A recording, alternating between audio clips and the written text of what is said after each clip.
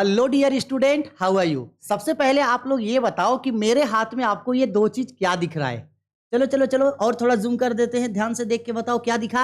हाँ सही, मेरे एक हाथ में आप लोगों को एप्पल दिख रहा है यानी सेब, और दूसरे हाथ में ऑरेंज यानी संतरा दिख रहा है।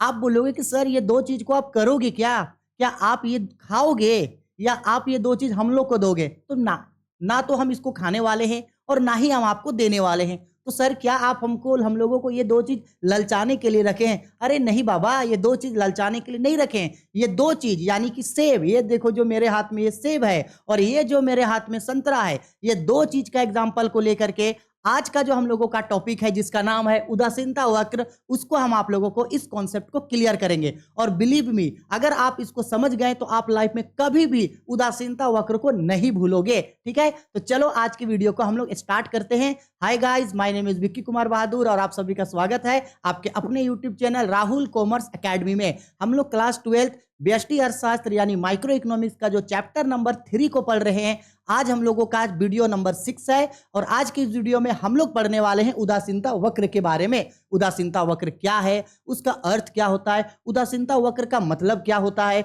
उदासीनता वक्र की क्या विशेषताएं होती है, उदासीनता वक्र की क्या मान्यताएं हैं, सब चीज उदासीनता वक्र के बारे में बताने वाले हैं, क्योंकि यह टॉपिक आप लोगों के एग्जाम में 100% पूछा जाता है। ठीक है, अब हम लोग सबसे पहले बात करते हैं कि उदासीनता वक्र एक्चुअल में होता क्या है। सबसे पहले आप ये समझ लो कि किसी भी व्यक्ति के पास, कोई भी आदमी है, हम हैं, आप हो, कोई भी इंसान, हम लोगों के पास आय सीमित है।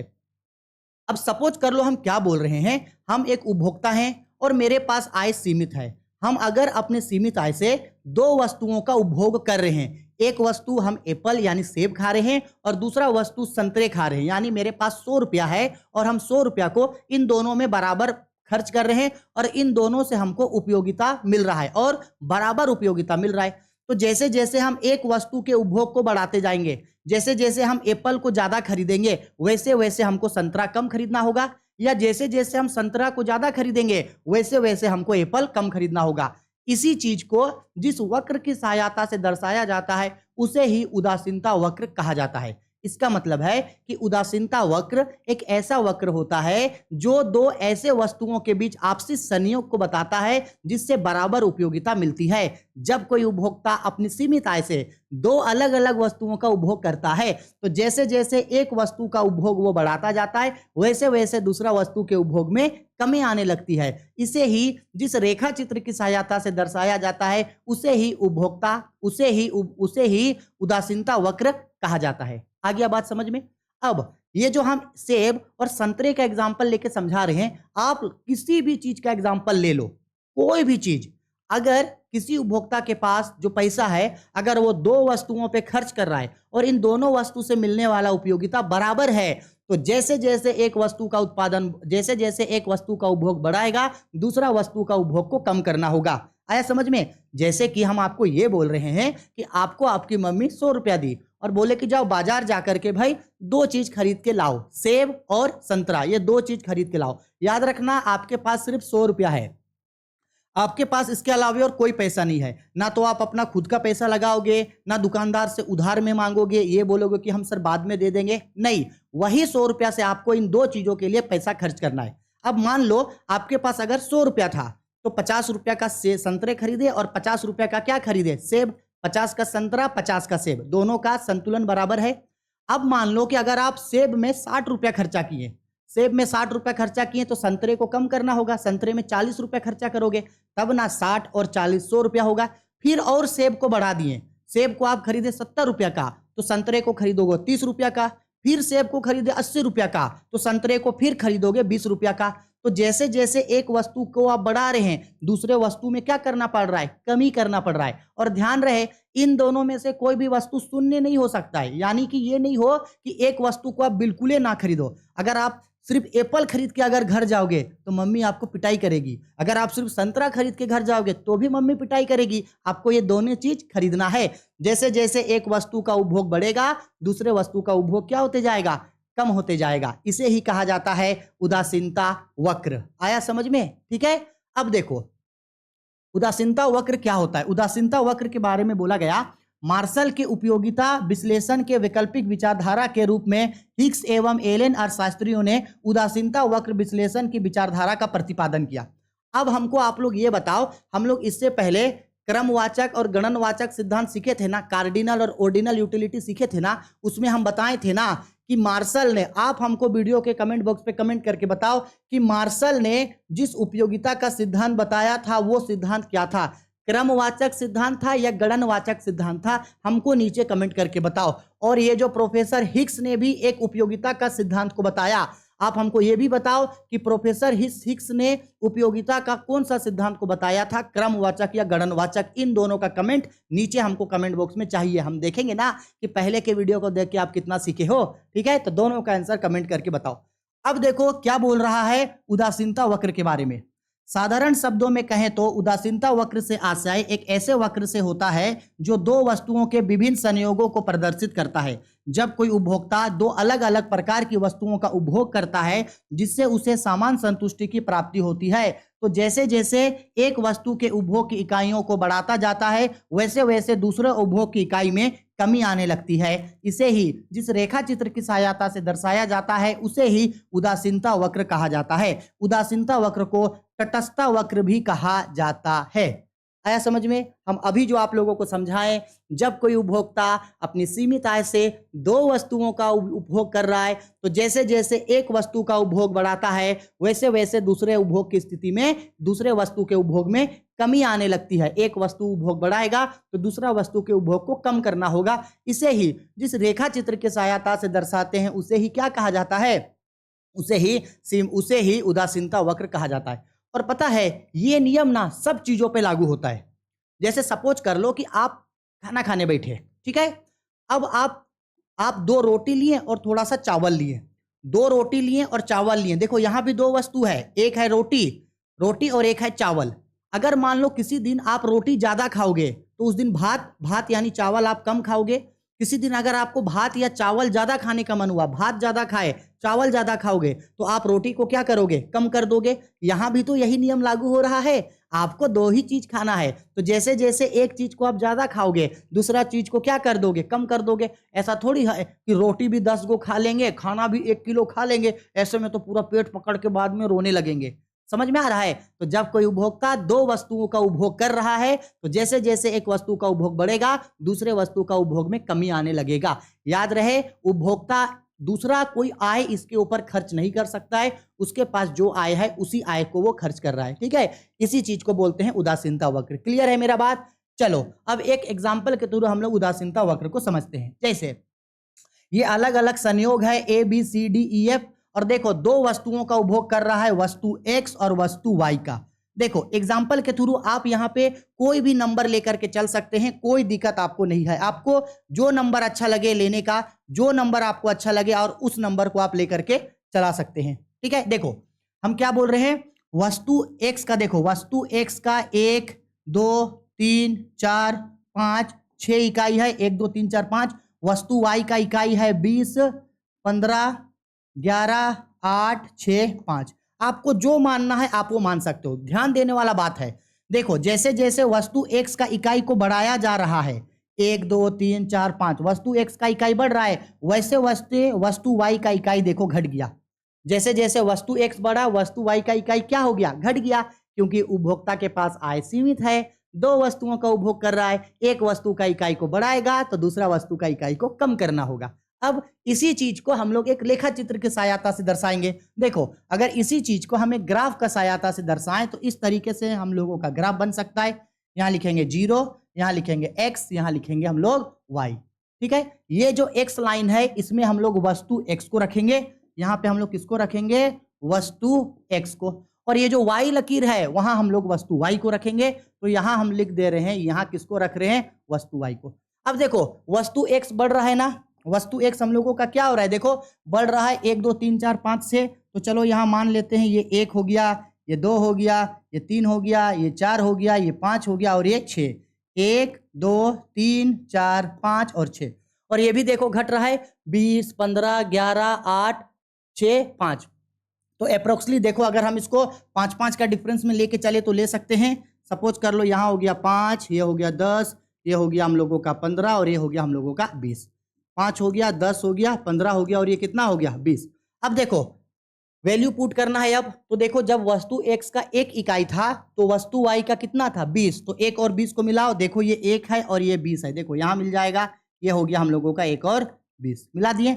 और वस्तु x 2 हुआ तो वस्तु y का कितना उपभोग कर रहे हैं 15। वस्तु x बढ़ रहा है तो वस्तु y देखो घट रहा है, 2 से हो गया 15, तो ये लगभग हम लोगों का हो जाएगा यहाँ 2 से हो गया कितना 15। अब देखो जब ये 3 हो गया तो वो हो गया 11, तो 11 यानी 10 से थोड़ा सा ऊपर, ये 10 है यहाँ, 10 से थोड़ा ऊपर हो जाएगा, तो 3 का ये हो गया हम लोगों का 11 अप्रोक्सीमेटली, यहाँ समझ लो।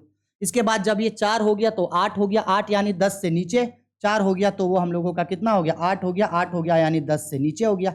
इसके बाद 5 हो गया तो वो कितना हो गया 6 हो गया, 5 हो गया तो 6 हो गया यानी ये 5 से थोड़ा सा ऊपर रहेगा यहाँ। और जब ये 6 हो गया तो वो कितना हो गया 6 हो गया तो वो 5 हो गया, 6 हो गया तो ये 5 हो गया, ये रहा। है समझ में? अब इसी चीज को हम लोग चाहें तो देखो इस तरीके से यहाँ पे मिला देंगे, देखो मिला दे रहे हैं।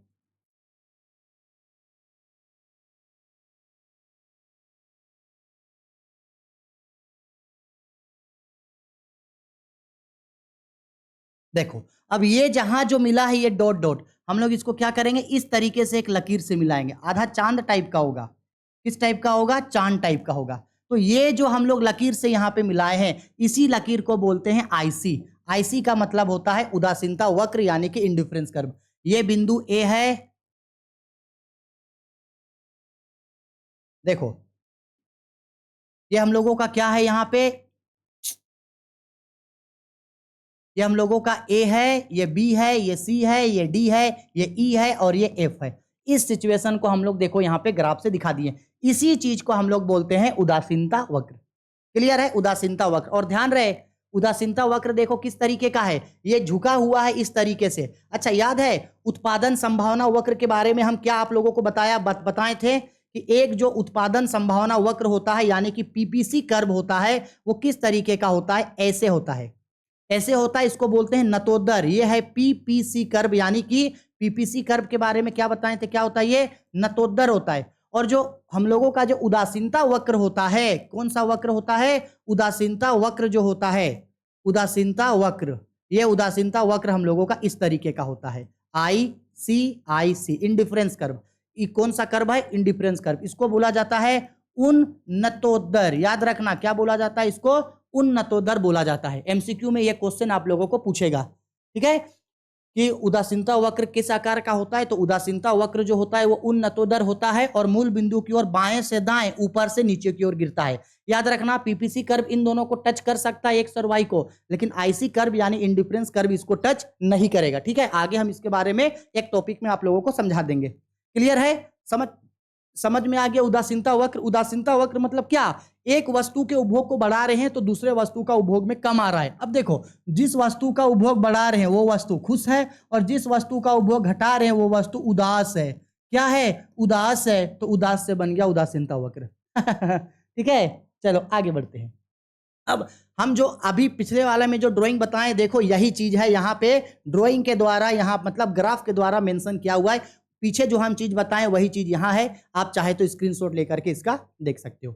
है समझ में? चलो आगे बढ़ते हैं। अब उदासीनता मानचित्र यानी इंडिफरेंस मैप, ये भी बहुत इंपॉर्टेंट है। उदासीनता वक्र का जो मानचित्र होता है ना वो कई तरीके का हो सकता है। देखो जैसे यहाँ एक उदासीनता वक्र बनाए हैं, यहाँ लिखे हैं IC1 यानी उदासीनता वक्र 1, उदासीनता वक्र 2, उदासीनता वक्र 3, उदासीनता वक्र 4। इसका मतलब क्या है कि उदासीनता वक्र किसी भी आकार का हो सकता है, कोई प्रॉब्लम नहीं है। बस ध्यान ये रखना कि उदासीनता वक्र का ये जो उच्चतम, उदासीनता वक्र का ये जो उच्चतम बिंदु है, उदासीनता वक्र का ये उच्चतम बिंदु है, ये अधिकतम संतुष्टि को दिखाएगा। कौन सा संतुष्टि को? अधिकतम संतुष्टि को। और उदासीनता वक्र का ये जो सबसे नीचे का बिंदु है वो हम लोगों का न्यूनतम संतुष्टि को दिखाएगा। किसको दिखाएगा? न्यूनतम संतुष्टि। उदासीनता वक्र का सबसे ऊंचा बिंदु संतुष्टि के अधिकतम स्तर को दिखाता है और उदासीनता वक्र का सबसे निचला बिंदु संतुष्टि का निचला स्तर को दिखाता है। उदासीनता मानचित्र है क्या? एक उदासीनता वक्र संतुष्टि के एक निश्चित स्तर को बताता है। भिन्न भिन्न संतुष्टि स्तरों को बताने वाले विभिन्न उदासीनता वक्रों को सामूहिक उदासीनता मानचित्र कहते हैं। इसी चीज को यहाँ पे बताया। ठीक है, उदासीनता वक्र किसी भी आकार का हो सकता है, छोटा या बड़ा। बस ध्यान रखना उदासीनता वक्र किसी भी अक्ष एक्स और वाई किसी भी अक्ष को टच नहीं करेगा और ना ही ये एक दूसरे को काटेगा। अगर उदासीनता वक्र, जैसे कि अगर ये हम लोगों का यहां उदासीनता वक्र है, क्या है यहां पे हम लोगों का ये उदासीनता वक्र है। अगर ये उदासीनता वक्र, ये 0 है, ये एक्स और वाई है, अगर उदासीनता वक्र किसी भी अक्ष एक्स और वाई को काट दिया तो ये गलत होगा। उदासीनता वक्र किसी भी अक्ष एक्स और वाई को नहीं काटेगा। अगर एक्स और वाई को काटा, अगर एक्स को टच किया यानी वस्तु एक्स का उपभोग शून्य हो गया है। अगर ये वस्तु वाई में मिला तो वस्तु वाई का उपभोग कितना हो गया है, शून्य है। और शून्य का मतलब है कि ये दो वस्तु का उपभोग हम नहीं कर रहे हैं। अगर यहां पे हम एप्पल को रखे एक्स में और संतरे को रखे वाई में, इसमें रखे वाई में, ठीक है, समझ में आ रहा है, दिख रहा है। अब अगर मान लो कि ये जो एक्स है मेरा, इसमें अगर उदासीनता वक्र टच हो गया यानी ये शून्य हो गया, इसका मतलब है कि एप्पल हम खरीद ही नहीं रहे हैं, सारा का सारा पैसा संतरे में लगा दिए, इसका मतलब है उदासीनता वक्र वो मेरा नहीं कहलाएगा। उसके लिए दो वस्तु होना चाहिए और दोनों वस्तु को खरीदेंगे, ठीक है। चलो आगे। अब उदासीनता यानी तटस्थता वक्र की विशेषताएं। अब ये बहुत इंपॉर्टेंट चीज है, इसलिए हम इसको यहां समझा रहे। उदासीनता वक्र का विशेषता बहुत इंपॉर्टेंट, एग्जाम में पूछेगा। हाँ भाई सुन लो, उदासीनता वक्र का क्या विशेषता होता है। सबसे पहले उदासीनता वक्र बाएं से दाएं नीचे की ओर गिरता है। इसका मतलब उदासीनता वक्र बाएं से दाएं नीचे की ओर गिरता है, मतलब ये देखो, ये इस तरीके से 0 हो गया, ये हम लोगों का x हो गया और ये हो गया y। बाएं देखो खड़े हैं, ये बाएं है और ये दाएं है, तो बाएं से दाएं की ओर ऊपर से नीचे की ओर गिरता है, तो बाएं से दाएं ऊपर से नीचे की ओर गिर रहा है, हो गया पहला विशेषता। दूसरा, उदासीनता वक्र का ढाल ऋणात्मक होता है। उदासीनता वक्र का ढाल ऋणात्मक होता है मतलब गिर रहा है। उदासीनता वक्र का ढाल गिरते हुए होता है, ऋणात्मक होता है। देखो गिर रहा है, गिरते हुए होता है, ठीक है। तीसरा, ऊंची उदासीनता वक्र नीची उदासीनता वक्र की तुलना में ऊंची संतुष्टि स्तर को बताता है। इसका मतलब हो गया कि अगर उदासीनता वक्र 3-4 गो उदासीनता वक्र को अगर बनाए हैं तो सबसे ऊंचा वाला उदासीनता वक्र ये अधिकतम संतुष्टि को बताएगा और सबसे नीचे वाला उदासीनता वक्र कम संतुष्टि को बताएगा। क्लियर है, आ गया समझ में। आगे बोल रहा है दो उदासीनता वक्र एक दूसरे को कभी नहीं काटते, यानी कि अगर ये दो उदासीनता वक्र है, कितना वक्र है, अगर ये दो उदासीनता वक्र है, ध्यान से समझना, ये और ये, तो ये दो उदासीनता वक्र कभी भी एक दूसरे को इस तरीके से काटते हुए आपको नहीं दिखेगा, इस तरीके से काटते हुए नहीं दिखेगा, ठीक है, एक दूसरे को प्रतिच्छेद नहीं करती है। आगे, उदासीनता वक्र कभी भी किसी अक्ष को स्पर्श नहीं करती। इसका मतलब है कि ये अगर मेरा उदासीनता वक्र अगर बना है तो ये किसी भी अक्ष, इसका मतलब है एक्स और वाई, किसी भी अक्ष को स्पर्श नहीं करेगा। हम पहले ही समझा दिए थे। उदासीनता वक्र मूल बिंदु की ओर उन्नतोत्तर होता है, यानी कॉन्वेक्स होता है। मोस्ट इंपॉर्टेंट चीज, उदासीनता वक्र मूल बिंदु की ओर कैसे होता है, उन्नतोदर। उन्नतोदर का मतलब होता है भाई इस तरीके से पीट करके रहता है, इस तरह से पीट करके रहता है, ठीक है, बहुत इंपॉर्टेंट है। उदासीनता वक्र उन्नतोदर यानी कि कॉन्वेक्स होता है, और उत्पादन संभावना वक्र यानी कि पीपीसी मूल बिंदु की ओर नतोदर होता है, इस तरीके से। नतोदर बोले तो इस तरीके से होता है, इस तरीके से। कौन सा कर्व होता है, ये पीपीसी, और ये आईसी कर्व है। उदासीनता वक्र एक समान होने आवश्यकता नहीं है, यानी उदासीनता वक्र में जितने भी ग्राफ होंगे, देखो ये सब एक दूसरे के समान होना जरूरी नहीं है, अलग अलग तरीके का हो सकता है, कोई दिक्कत नहीं है। छोटा है कम संतुष्टि को बताएगा, ऊंचा है अधिक संतुष्टि को बताएगा। उदासीनता वक्र किसी भी आकार का हो सकता है, बिल्कुल सही, किसी भी आकार का हो सकता है, यहां तक कि वो गोलाकार भी हो सकता है। उदासीनता वक्र गोलाकार भी हो सकता है, यानी उदासीनता वक्र जो होता है वो गोल आकार का भी आपका हो सकता है। आया बात समझ में, मोस्ट इंपॉर्टेंट है। साइड हट जा रहे हैं, अच्छा से नोट डाउन करके लिख लेना। अब आगे बढ़ते हैं हम लोग और नेक्स्ट टॉपिक को आते हैं। उदासीनता वक्र विश्लेषण की मान्यताओं को बताइए। मान्यता, ये भी बहुत इंपॉर्टेंट चीज है। मान्यता का मतलब है हम लोग ये तो समझ गए कि उदासीनता वक्र हमको ये सिखाया कि अगर दो वस्तुओं का उपभोग हम कर रहे हैं तो जैसे जैसे एक वस्तु का उपभोग बढ़ाएंगे दूसरा वस्तु का उपभोग कम होगा, लेकिन किन कंडीशंस पे, क्या इसका एजम्पशंस है, क्या इसका मान्यता है, क्या जरूरी है कि हमेशा अगर दो वस्तु का उपभोग किए तो एक को बढ़ाएंगे तो एक घटेगा? हमेशा जरूरी नहीं है, कुछ कुछ ऐसे सिचुएशन भी होता है जहां ये नियम लागू नहीं होता है। तो ये नियम लागू तभी होगा जब ऐसा हो। ऐसा हो मतलब कैसा हो, ऐसा हो मतलब ऐसा हो। देखो उपभोक्ता की आय में कोई परिवर्तन नहीं होना चाहिए। उपभोक्ता का आय में कोई परिवर्तन नहीं होना चाहिए। उपभोक्ता पहले जितना पैसा कमाता था अभी भी उसके पास आय उतना हो। उपभोक्ता के व्यवहार में परिवर्तन नहीं होना चाहिए। इसका मतलब उपभोक्ता पहले जितना सामान को खरीद रहा था आज भी उतना ही खरीदे, उसका नेचर में बदलाव ना आए। उपभोक्ता का विवेकपूर्ण व्यवहार, उपभोक्ता को सोच समझ के चीजों को चुनना चाहिए। वस्तु की कीमत में परिवर्तन नहीं होना चाहिए। वस्तु का कीमत क्या रहना चाहिए? स्थिर रहना चाहिए। अगर इसका कीमत बढ़ेगा घटेगा तो इसका मांग तो प्रभावित हो जाएगा, इसलिए कीमत स्थिर रहना चाहिए। उपभोक्ता की आदत, उसके फैशन, उसकी रुचि में कोई परिवर्तन नहीं होना चाहिए। उपभोक्ता का संगत व्यवहार होना चाहिए। संगत व्यवहार मतलब दोनों ही चीजों को वो खरीदे, दोनों ही चीजों का वो उपभोग करे। इसके बाद घटती हुई सीमांत प्रतिस्थापन दर का होना। घटती हुई सीमांत प्रतिस्थापन दर का मतलब बताए थे ना हम, घटती सीमांत प्रतिस्थापन दर यानी marginal rates of substitute goods X and Y. इसको हम लोग यानी उदासीनता वक्र जब हम लोग एंड करेंगे ना, इसके बाद हम लोगों का एक टॉपिक आएगा, हम आप लोगों को दिखाने का कोशिश करते हैं। ये रहा सीमांत प्रतिस्थापन दर, ये हम लोग कल के वीडियो में पढ़ेंगे इसके बारे में, ठीक है। सीमांत प्रतिस्थापन दर के बारे में कल पढ़ेंगे, ठीक है। आई होप आपको समझ में आ गया, ठीक है। साइड हट जा रहे हैं, स्क्रीनशॉट ले लो, ठीक है। उदासीनता वक्र के बारे में यही 3 इंपॉर्टेंट क्वेश्चन हम लोगों का निकलता। अब एक और टॉपिक लास्ट का और आज का सेशन खत्म। देखो क्या बोल रहा है भाई, एक दृष्ट अधिमान यानी मोनोटोनिक प्रेफरेंस क्या होता है। देखो इसका मतलब अच्छा से समझना, अगर नहीं दिख रहा होगा तो हम थोड़ा सा इसको जूम करके बड़ा करने का कोशिश कर रहे हैं। देखो क्या होता है इसका मतलब, ध्यान से समझना। ये बोला गया है एक दृष्ट अधिमान का मतलब क्या होता है। एक दृष्ट अधिमान का मतलब होता है एक उपभोक्ता अगर 2 या 2 से अधिक प्रकार के वस्तुओं का चुनाव कर रहा है तो वो उन वस्तुओं के बंडलों को चुनना पसंद करता है जिस वस्तु से उसको अधिकतम संतुष्टि मिले। उस वस्तु के बंडलों को चुनना पसंद करेगा जिससे अधिकतम संतुष्टि मिले। देखो समझा रहे हैं क्या बोल रहा है। एक उपभोक्ता 2 वस्तुओं के विभिन्न संयोग या बंडल, संयोग को ही क्या बोला जाता है? बंडल। संयोग को ही क्या बोला जाता है? बंडल। संयोग को ही क्या बोला जाता है? बंडल में उन संयोगों को अधिमान देता है। अधिमान मतलब प्रेफरेंस, यानी कि हम इसको खरीदेंगे, तुमको नहीं खरीदेंगे, तुमको खरीदेंगे।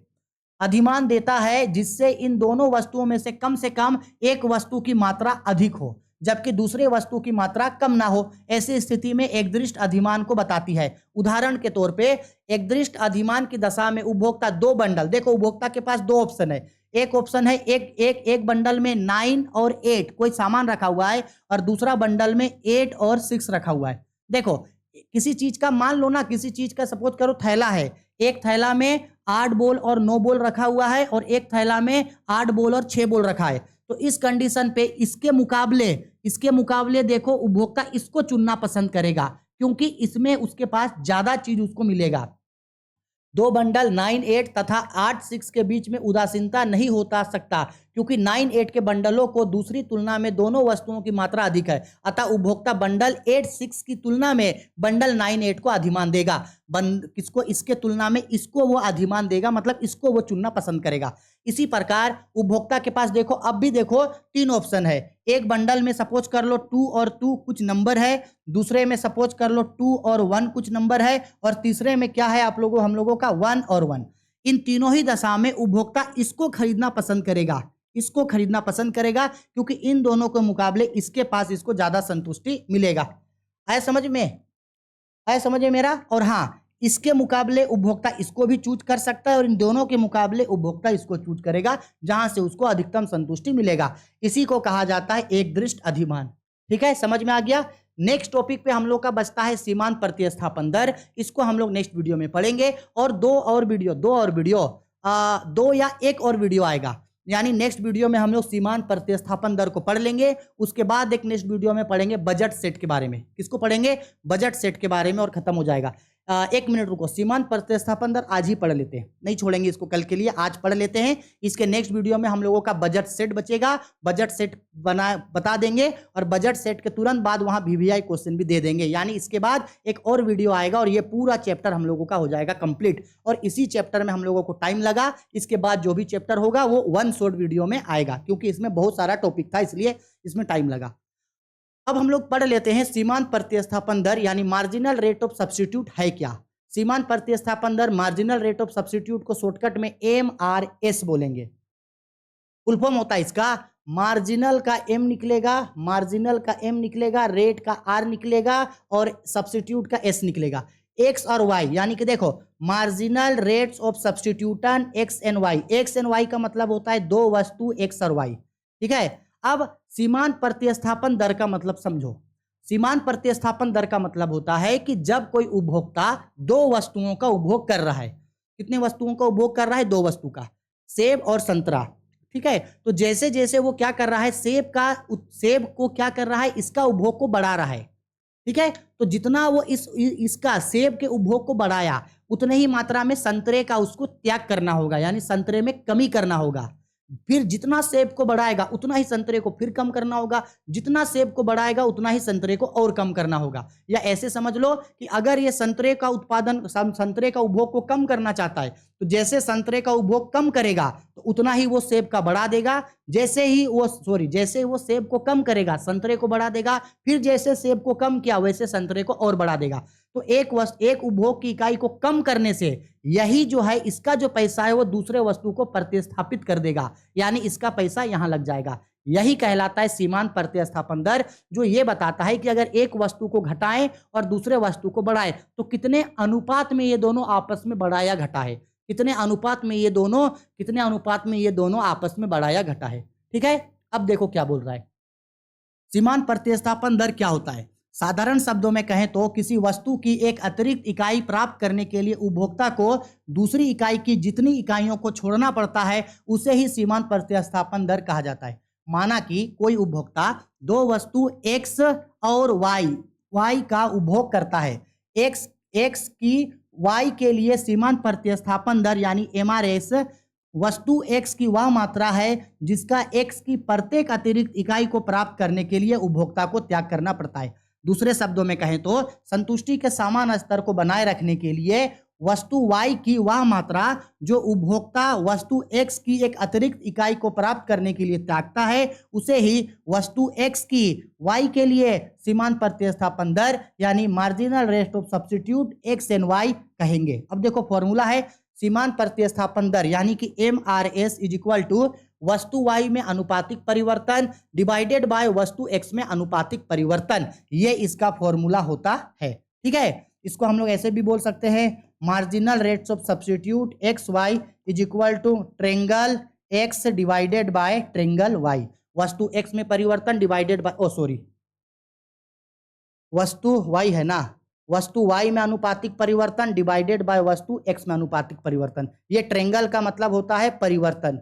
ट्रेंगल का मतलब क्या होता है? ट्रेंगल का मतलब होता है परिवर्तन। आ गया समझ में? अब देखो यहां पे हम लोग इसको इसके थ्रू समझने का कोशिश करते हैं कि ये है क्या। देखो भाई, ये अलग अलग संयोग है ABCDEF। ये वस्तु x है 1 2 3 4 5 6 और ये वस्तु y है 20 15 11 8 6 5। अब देखो जैसे जैसे क्या कर रहा है, वस्तु x को देखो बढ़ा रहा है, ये वस्तु x है और ये वस्तु क्या है? y है। वस्तु x 1 2 3 4 5 6 और वस्तु y कितना हो रहा है? घट रहा है। 20 हो गया, 15 हो गया, 11 हो गया, 8 हो गया, 6 हो गया, 5। अब इन दोनों का सीमांत प्रतिस्थापन दर, ये देखो सीमांत प्रतिस्थापन दर का formula triangle y divided by triangle x। अब देखो ये जो ट्रेंगल का मतलब बताए थे परिवर्तन, किसमें परिवर्तन? y में। तो देखो वस्तु y पहले कितना था? स्टार्टिंग में कोई परिवर्तन नहीं हुआ क्योंकि यहाँ 1 यहाँ 20, कोई परिवर्तन नहीं। लेकिन दूसरा कंडीशन पे देखो क्या हो जाएगा। यहाँ पे देखो दूसरा कंडीशन में क्या होगा, वस्तु x 2 है और वस्तु y 15 हो गया। देखो 20 से 15 तो कितना घट गया? 20 से 15 हो गया तो 5 घट गया। तो ये 5 अनुपात वस्तु y वस्तु x 1 से 2 हो गया तो कितना परिवर्तन आया इसमें? 1। फिर ये देखो वस्तु y 15 से 11 हो गया, 15 से 11 यानी कितना घट गया? 4 अनुपात घटा। और ये जो मेरा वस्तु x है वो 1 से कितना हो गया, मतलब 2 से कितना हो गया? 3 यानी 1 हो गया। 11 से 8 यानी कि 3 घट गया। और ये देखो 3 से 4 यानी कि 1। ये देखो 8 से 6 यानी कि 2 हो गया और ये 1 और ये फिर हो जाएगा 1 और ये हो जाएगा 1। इसका मतलब अगर वस्तु x में एक वस्तु y में अगर 5 परिवर्तन लाएंगे तो वस्तु x में 1 के बराबर परिवर्तन आएगा। समझ में आया? इसी चीज को हम लोग बोलते हैं सीमांत प्रतिस्थापन दर। ये बताता है कि जब कोई उपभोक्ता दो वस्तु एक्स और वाई कोई भी वस्तु का उपभोग कर रहा है, कोई भी वस्तु, तो जब एक दूसरे वस्तु का एक अतिरिक्त इकाई के उपभोग को बढ़ाना है तो दूसरे वस्तु के अतिरिक्त इकाई को कम करना होगा। तो इन दोनों का जो अनुपात है कितना, एक वस्तु, हम अगर सेब का उपभोग को बढ़ाएं तो सेब का उपभोग जितना बढ़ाए हैं उतना ही में हमको संतरे का उपभोग को कम करना होगा। इसको हमको एक एक्स्ट्रा चाहिए तो एक एक्स्ट्रा लेंगे तो संतरे का एक उपभोग को हमको कम करना होगा। इन्हीं के बीच जो अनुपातिक परिवर्तन है वही कहलाता है सीमांत प्रतिस्थापन दर। क्या कहलाता है वो? सीमांत प्रतिस्थापन दर। क्लियर है? ठीक है। बजट रेखा, ये बजट रेखा वाला टॉपिक है, इसके नेक्स्ट वीडियो में आएगा। एक लास्ट टॉपिक है बजट वाला। बजट रेखा क्या होता है, बजट कीमत क्या है, कीमत रेखा क्या होता है, किस तरीके से संतुलन में आता है, ये पढ़ेंगे। इसके बाद हम लोग जो है इस चैप्टर को एंड करके मोस्ट इंपॉर्टेंट चैप्टर, इस पूरे चैप्टर का मोस्ट इंपॉर्टेंट सब्जेक्टिव क्वेश्चन हम आप लोगों को बनाने देंगे और उन्हीं में से कुछ क्वेश्चन आप लोगों को एग्जाम में पूछा जाएगा, उससे बाहर का क्वेश्चन नहीं होगा। ठीक है, नेक्स्ट वीडियो में इस चीज को बताएंगे। आई होप आपको आज का लेक्चर अच्छा लगा हो। आई होप आपको हर एक चीज डिटेल में समझ में आया है। समझ में आया है तो लाइक करो, शेयर को लाइक करो, नीचे कमेंट करके बताओ कि कैसा लगा और ज्यादा से ज्यादा इसको शेयर कर दो। क्योंकि देखो, Jharkhand board, Bihar board, UP board और बाकी बहुत सारे स्टेट बोर्ड है जहां पे माइक्रो और मैक्रो इकोनॉमिक्स यानी बीएसटी और समष्टि अर्थशास्त्र पढ़ना है। चाहे वो आर्ट्स के स्टूडेंट है, चाहे कॉमर्स के स्टूडेंट है या साइंस के स्टूडेंट, इकोनॉमिक्स सबको पढ़ना है। ठीक है, तो ज्यादा से ज्यादा इसको शेयर कर दो ताकि वो लोग भी चैनल को सब्सक्राइब कर सके और हमारा यूट्यूब परिवार जो है वो बड़ा हो सके। ठीक है, चलो बाय, टेक केयर।